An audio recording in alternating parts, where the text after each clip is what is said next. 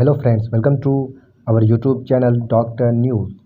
दोस्तों, क्या आप जानते हैं जब अंग्रेज़ों ने औरंगज़ेब आलमगीर को ललकारा? आइए जानते हैं इस वीडियो में। वैसे तो ईस्ट इंडिया कंपनी 1603 में हिंदुस्तान आमद के बाद मुसलसल फतूहात हासिल करती चली गई और उसी दौरान दुनिया की तारीख में पहली बार ऐसा हुआ कि एक कंपनी ने एक मुल्क पर कब्ज़ा कर लिया। लेकिन इस सफ़र के दौरान एक मोड़ पर उन्हें ऐसी शर्मनाक शिकस्त हुई जिसने कंपनी का वजूद ही खतरे में डाल दिया था। बाद में कंपनी ने अपने माथे से ये दाग धोने की सरतोड़ कोशिश की। यही वजह है कि बहुत कम लोग जानते हैं कि सिराजुद्दौला और टीपू सुल्तान पर फतेह हासिल करने से पहले ईस्ट इंडिया कंपनी ने औरंगज़ेब आलमगीर से भी जंग लड़ने की कोशिश की थी, लेकिन इसमें बड़ी शिकस्त खाने के बाद सफ़ीरों के हाथ बांधकर और दरबार के फर्श पर लेटकर मुग़ल शहंशाह से माफ़ी मांगने पर मजबूर होना पड़ा था। वाक़या कुछ यूँ है कि अंग्रेज़ों ने ईस्ट इंडिया कंपनी के क़याम के बाद हिंदुस्तान के मुख्तलिफ इलाकों में अपनी तिजारती कोठियाँ कायम करके तिजारत शुरू कर दी थी। उन इलाकों में हिंदुस्तान के मगरबी साहिल पर वाक़े सूरत और बम्बई और मशरिक़ में मदारिस और मौजूदा कलकत्ता शहर से 20 मील दूर दरिया गंगा पर वाक़े बंदरगाहें हगली और कासिम बाज़ार अहम थी। अंग्रेज़ हिंदुस्तान से रेशम, घर का शेरा, कपड़ा और मदीनात ले जाते थे, ख़ास तौर पर ढाके के मलमल और बाहर की कलमी शोरे जो बारडोर बनाने में इस्तेमाल होता है कि इंग्लिस्तान में बड़ी मांग थी। अंग्रेज़ों के सामान तिजारत पर टैक्स आयद नहीं किया जाता था, बल्कि उनकी कुल सामान की कीमत का 3.5% वसूल किया जाता था। इस ज़माने में सिर्फ अंग्रेज़ नहीं बल्कि पुर्तगेज़ी और वलंदेज़ी ताजिरों के अलावा कई आज़ाद ताजिर भी इस इलाके में सरगर्म थे। उन्होंने मुग़ल हुकाम से मिलकर अपने लिए वही तिजारती हुकूक हासिल कर लिए जो अंग्रेज़ों के पास थे। जब यह खबर लंदन में कंपनी के सदर दफ्तर पहुंची तो ईस्ट इंडिया कंपनी के सरबराह जोसियाह चाइल्ड के गेज़ व गज़ब की इंतहा न रही। उन्हें यह गवारा नहीं था कि उनकी मुनाफे में कोई और भी हिस्सेदार बने। इस मौके पर जोसियाह चाइल्ड ने जो फैसला किया वो अजीब ही नहीं, गरीब ही नहीं, बल्कि पागलपन की हदूद को छूता हुआ दिखाई देता है। उन्होंने हिंदुस्तान में मकीम कंपनी के हकाम से कहा कि वो बहरियाए अरब और खिलजिए बंगाल में मुग़ल बहरी जहाज़ों का रास्ता काट दें और जो जहाज़ उनके हाथ चढ़े उसे लूट लें। यही नहीं बल्कि 1686 में चाइल्ड ने इंग्लिस्तान से सिपाहियों के 2 पलटें भी हिंदुस्तान भिजवा दी और उन्हें हिदायत दी कि हिंदुस्तान में मकीम अंग्रेज़ फ़ौजियों के साथ मिलकर चिटागांग पर कब्ज़ा कर लें।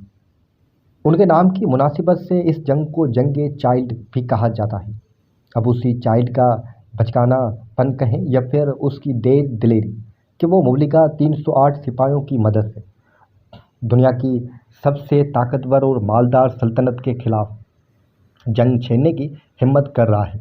इस ज़माने में हिंदुस्तान पर औरंगज़ेब आलमगीर की हुकूमत थी और दुनिया की कुल जीडीपी का 1/4 हिस्सा यहीं पैदा होता था। मुआशी तौर पर उसे तकरीबन वही मकाम हासिल था जो आज अमेरिका को है। औरंगज़ेब के ओहदे में सल्तनत की सरहदें काबिल से ढाका तक और कश्मीर से पांडिचेरी तक 40 लाख मरबा किलोमीटर के रकबे पर फैली हुई थी। यही नहीं, औरंगज़ेब की फ़ौजें दक्कन के सुल्तानों, अफ़गानों और मराठाओं से लड़ के इस कदर तजर्बेकार हो चुकी थी वो इस वक्त दुनिया की किसी भी फ़ौज से टकरा सकती थी। दिल्ली की फ़ौज तो एक तरफ रही, सिर्फ बंगाल के सूबेदार शाइस्ता खान की फ़ौजियों की तादाद 40,000 से ज़्यादा थी।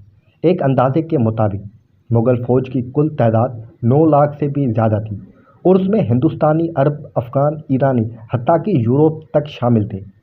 जब लंदन से मुग़लों के ख़िलाफ़ तबले जंग बजाया तो बम्बई में तैनात कंपनी के सिपाहियों ने मुग़लों के चंद जहाज़ लूट लिए। उसके जवाब में सियाफ़ाम मुग़ल अमीरुल बहर सैदी याकूत ने एक ताकतवर बहरी बेड़े की मदद से बम्बई का मुहासरा कर लिया। इस मौके पर अलेक्जेंडर हैमिल्टन नामी एक अंग्रेज़ बम्बई में मौजूद थे जिन्होंने बाद में एक किताब लिखकर इस वाक़े का वाहिद आंखों देखा हाल कलमबंद किया। वो लिखते हैं, सैदी 20,000 सिपाही लेकर पहुंच गया और आते ही आधी रात को एक बड़ी तोप से गोले दाग कर सलामी दी। अंग्रेजों ने भागकर किले में पनाह ली। अफरा तफरी की आलम में गोरे और काली औरतें, आधे कपड़े नीम बरहना पहने हुए, सिर्फ बच्चे उठाए हुए भागे चली जा रही थी। हैमिल्टन के मुताबिक सैदी याकूत ने किले से बाहर कंपनी के इलाके लूटकर वहां मुगलिया झंडा गाड़ दिया और जो सिपाही मुकाबले के लिए गए उन्हें काट डाला और बाकियों को गले में जंजीरें पहनाकर बम्बई की गलियों से गुजारा गया। बम्बई का इलाका खास अरसे से पुर्तगीजियों के कब्जे में था। जब इंग्लिस्तान के बादशाह ने पुर्तगाली शहजादी से शादी की तो ये बंदरगाह उसकी जहेज में अंग्रेज़ों को मिल गई और उन्होंने वहाँ एक मजबूत किला तामीर करके तिजारत शुरू कर दी। रफ्ता रफ्ता न सिर्फ समुंदर पार से अंग्रेज़ ताजिर, सिपाही, पादरी, मेमार और दूसरे हुनरमंद यहाँ आकर आबाद होने लगे, बल्कि बहुत से हिंदुस्तानियों ने भी यहाँ रहाइश इख्तियार कर ली और शहर की आबादी तेज़ी से फैलने लगी। अब यही आबादी भागकर किले में पनाह गज़ीन थी और किला सैदी याकूत के नरगे में था। जल्दी अशियाई खुरीद व नोश एक एक करके ख़त्म होने लगे। दूसरी तरफ बीमारियों ने हल्ला बोल दिया और किले में महसूर अंगेज़ बम्बई के मसमूम मौसम का शिकार होकर यक्के बाद दीगरी मरने लगे। एक और सानिया ये गुजरा कि कंपनी के मुलाजिम आंख बचाकर भाग निकलते थे और सीधे जाकर सैदी याकूत से जा मिलते थे।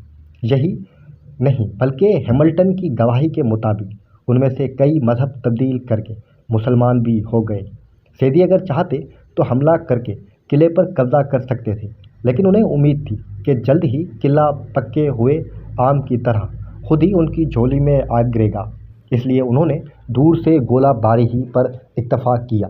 ये सूरत हाल मुल्क के मशरकी हिस्से में भी पेश आई, जहां बंगाल के सूबेदार शाइस्ता खान के दोस्तों ने हगले की मकाम पर ईस्ट इंडिया कंपनी के किले को घेरे में ले लिया और आमदो रफ्त के तमाम रास्ते मसदूद कर दिए।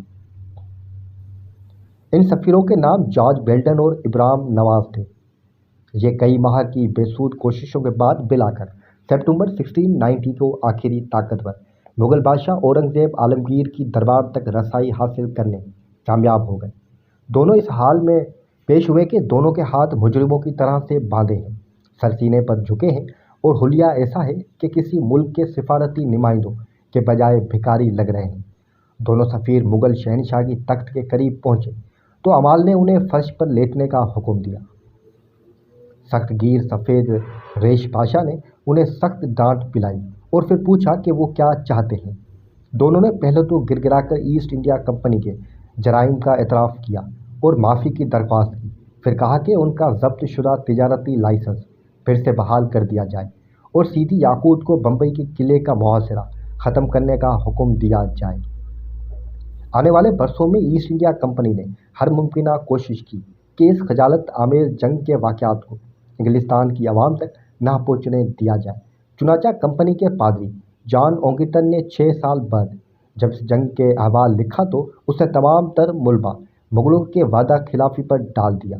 उस पर कंपनी ने उसे 25 पाउंड का इनाम भी दिया, जो उस ज़माने में खासी बड़ी रकम थी। ऑगिटन अपनी किताब में जगह जगह अंग्रेज़ों की बेजिगरी का अहवाल बयान करते हैं, जिन्होंने 10 गुना बड़े दुश्मन का डटकर मुकाबला किया। ये नहीं, वो दावा करते हैं कि इस जंग में अंग्रेज़ों को नहीं बल्कि सैदी याकूत को शिकस्त हुई थी। मज़ीद ये कि उसने मुग़ल दरबार में अंग्रेज़ सफ़ीरों के बर्ताव का जिक्र भी सर से गोल कर दिया है। हैमिल्टन ने किताब तो लिखी, लेकिन इस शाया होते हुए 40 बरस बीत गए। इस दौरान पल्लों के नीचे से इस कदर पानी बह चुका था कि उसे कुछ ज़्यादा तो तवज्जो न मिल सकी। यहाँ एक दिलचस्प सवाल उठता है कि अगर औरंगज़ेब अंग्रेज़ों की माफ़ी न देते और उन्हें हिंदुस्तान से निकाल बाहर करते तो आज बरे सगीर की तारीख क्या होती। कमेंट्स में अपनी राय ज़रूर दीजिएगा दोस्तों। वीडियो पसंद आई हो तो वीडियो को लाइक कर दीजिएगा, चैनल को सब्सक्राइब कर दीजिएगा, बेल आइकन को दबा दीजिएगा। मिलते हैं अगली वीडियो में।